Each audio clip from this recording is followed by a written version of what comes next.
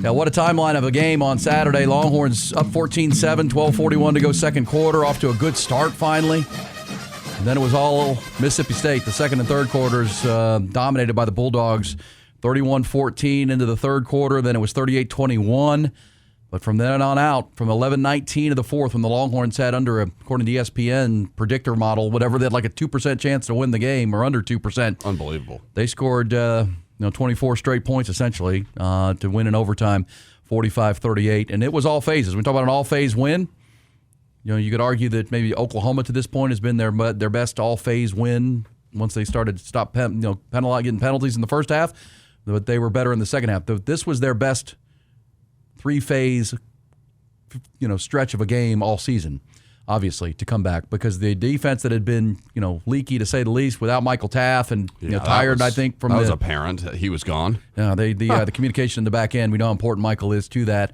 They'll learn from that, but same time, Blake Shapen's a veteran quarterback who got on a roll and has got some good receivers, including the former Longhorn Brennan Thompson, who's a speedster and is working his way and just keeps getting better.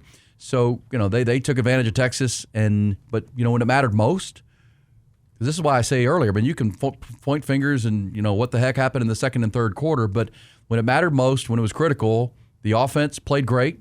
The offensive line, much maligned, protected Arch Manning, and he, distributed the ball to his array of receivers. Trey Wisner, I thought, played his best pass protection quarter of the year, helping to pick up, free rushers and blitzers to give Arch time.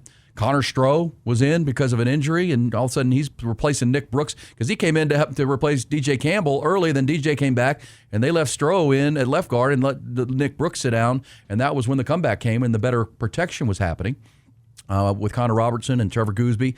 And so, man, it's DeAndre Moore, it's Emmett Mosley, it's Ryan Wingo having a huge game when he would catch the ball.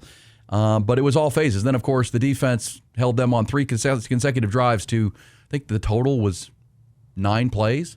Or no, it was 13 plays, 17 yards in 3 drives to force punts and get off the field. And then, of course, Ryan Niblett with the punt return that heard round the world. What an unbelievable play. To do that again, I got to criticize Jeff Levy for punting to him because it's like, yo, bro, if you watch this guy, especially punting to I keep watching this punter on our on Texas football watch along. I'm like, this guy's booming 60-yard putts, man, in the air. Yeah. And this one out-kicked the coverage. I mean, literally out-kicked the coverage. And I'm thinking, Levy, what are you doing? At least angle punt this thing. At least, squib kick. I don't know. This guy can beat you, right? Well, here we go. Turner is back there, and another bomb by Bulliam, and Niblett's back near the 23. Gets the sideline. Niblett! He's gone! Touchdown, Texas! Unbelievable. So some 38-21 to 38 all with the extra point. And, Niblett said he got ripped by Jeff Banks, the special team coach, after the previous punt return that they punted to him because he cut it up and didn't go to the wall. I mean, he was saying, Ryan, we got a wall set up for you down the sidelines. That's what the special. That's why you give credit to Niblett. You have to give credit to the special teams guys for setting up the wall. Matthew Landauer, he's one of the 2 guys that was here when Sark got here. He and Michael Taff. He's leading the way down the sidelines for Ryan Niblett. So again, 3-phase domination for Texas: offense, defense, and special teams. And then in the overtime, I mentioned Matthew Caldwell coming in ice cold and being ice cold with a great throw and a catch that had to be reviewed, but unbelievable catch by Emmett Mosley to get the foot down. That's a performance to build on, and I know they didn't lose. Let's hear from Sark. He thought maybe his young quarterback and his team grew up a lot tonight. Yeah, I thought Arch battled his tail off. Again, I wish we played a little better around him at times. Wish we blocked a little better, maybe caught a couple of more balls.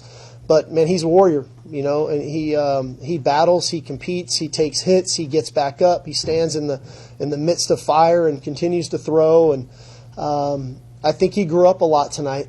I will say that, as much as I think our team grew up, Kurt was talking about that earlier, but I think our team grew up tonight. I think Arch Manning grew up tonight. And that's, you need moments like this. He does everything the right way. I was talking to somebody earlier on our staff. He does everything the right way.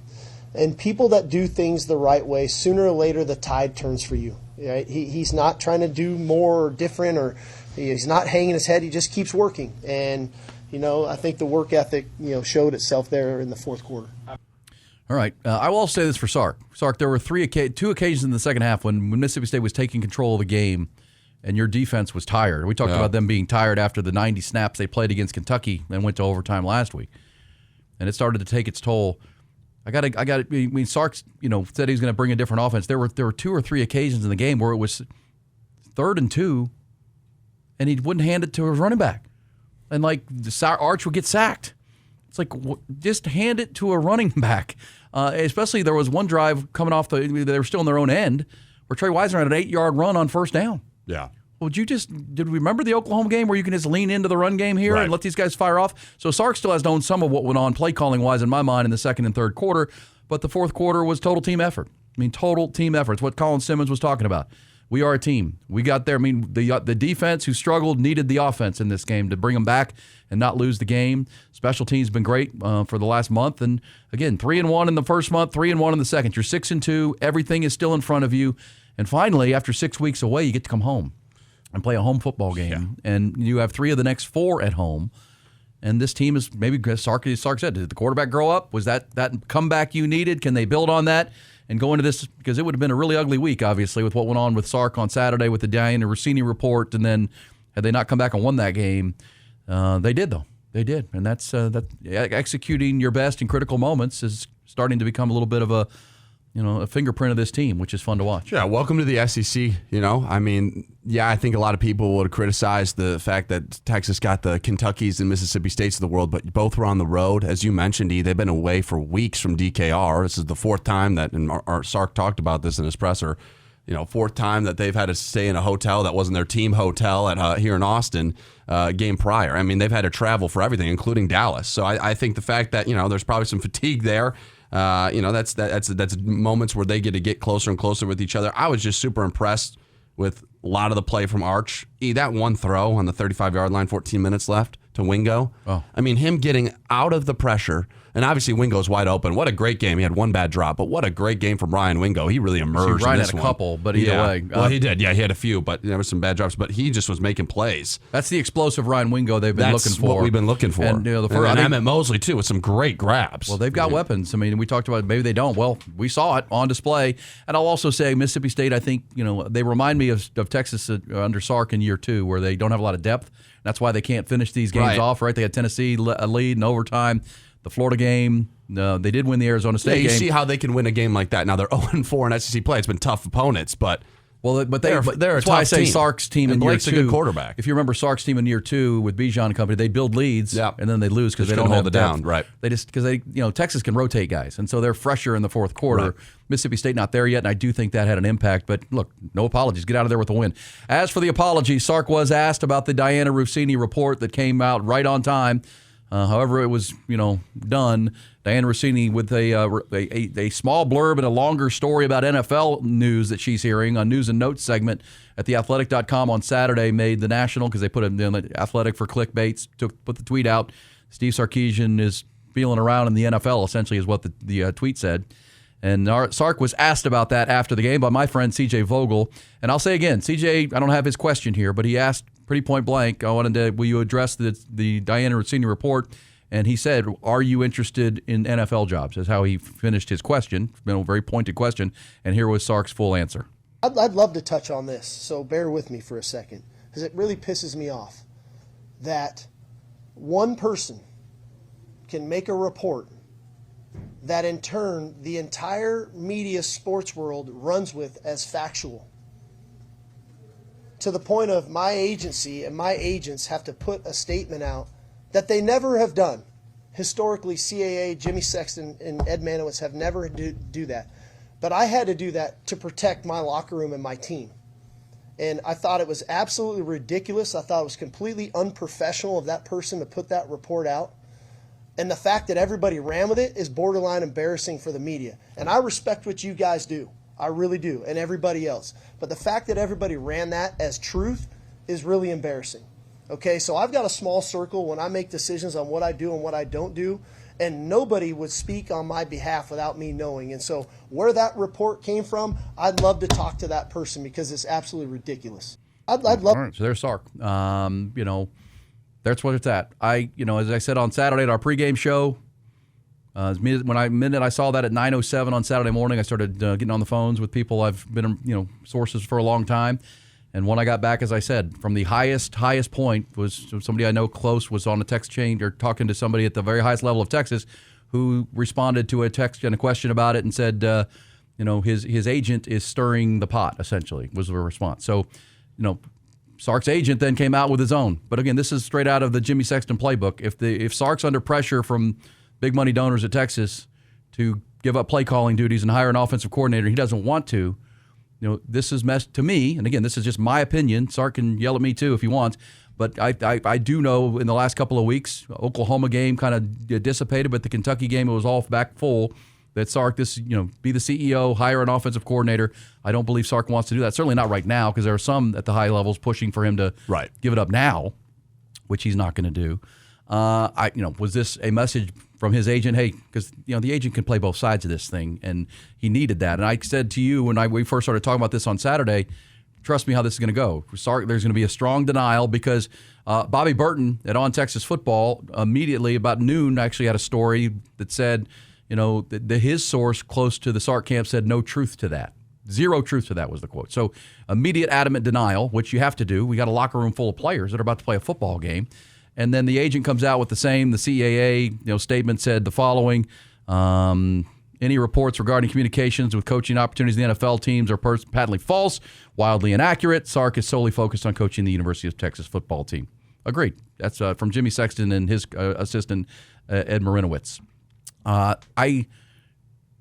Here's what I think. However it came out, I think Sark wants the big cigars at Texas to know that, he has options, and do you want me to be here? Because Sark, I don't think right now you want to be in a coaching search when there's 11 or 12 or 13 jobs available. Texas would always have the first choice, but I would say this on Sark's behalf. Look where the program is now to where it was when he got here. He's done as good a job as anybody. He and Dan Lanning are on this similar course where they're similar times in their program. But Dan Lanning, quite honestly, inherited a better program from Mario Cristobal when he got there. Yeah, that's fair. And Sark has done a heck of a job. And I don't know who or why this got out, but it was. Here's what I think. I don't think Diana Rossini made it up. She's not a college football reporter. She's an NFL reporter. Yeah. So if she's digging around in the NFL and she hears this, and she double sources it, right? If she does good journalism and double sources it, okay. But again, I think this is back off at the top. I got this because I do think down the road I could see Sark wanting to go to the NFL, especially if the pressure from the big cigars continues. Because his best friends in coaching are Sean McVay and Kyle Shanahan and Mike McDaniel. These are all NFL coaches. I do think he was there with the Atlanta Falcons as Dan Quinn's offensive coordinator for a time. I think I could see him doing that, but I think right now he wants to be here. He wants to coach Arch Manning for the next 2 years or 3, however long Arch is here, and he wants to win a championship at Texas, but also he doesn't want meddling from the top, which Texas big cigars do. Well, and the reason why, right, we talked about this on Saturday, that, Tennessee Titans, that's obviously the only open job right now in the NFL. There is nowhere to go. He's not going to the Tennessee Titans. Right, that's such a dysfunctional organization. That's a good way to get fired in a year and a half. Ask Brian Callahan. Now, two different people and two different coaches, but your point is right? Texas is right now, in my eyes, because of the money, the era we're living in, and it's just what it is. It's a blue blood school with great resources. It's the number one job in college. It might be the best job in all of football. I've heard that Jeff Ward promo. Right, of course. Jeff Ward makes the great point that there might not be a better for quality of life living in Austin and the opportunities. And yes, it comes with a lot with NIL and everything, but at the same time, you've got a lot of resources. I think there's more or less like 40 people on staff at Texas, the coach that are either coaches or analysts. There's a lot of resources. And they're unlimited.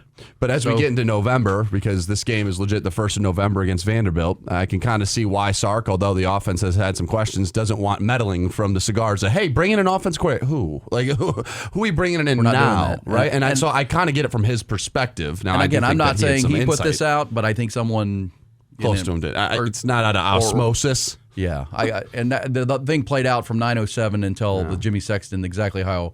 Okay, they'll get a strong denial, then there'll be a strong rebuke, and here we are. And I think he's aggravated everybody because, can make up their own his opinion. Guys are at a hotel in Starkville or wherever they are, day prior. So I understand. Which timing was horrible. I woke up to that. On Saturday. So did some of the players. So did everybody. But, yeah, exactly. But I think you want to keep this coach here. I think you want to keep him building.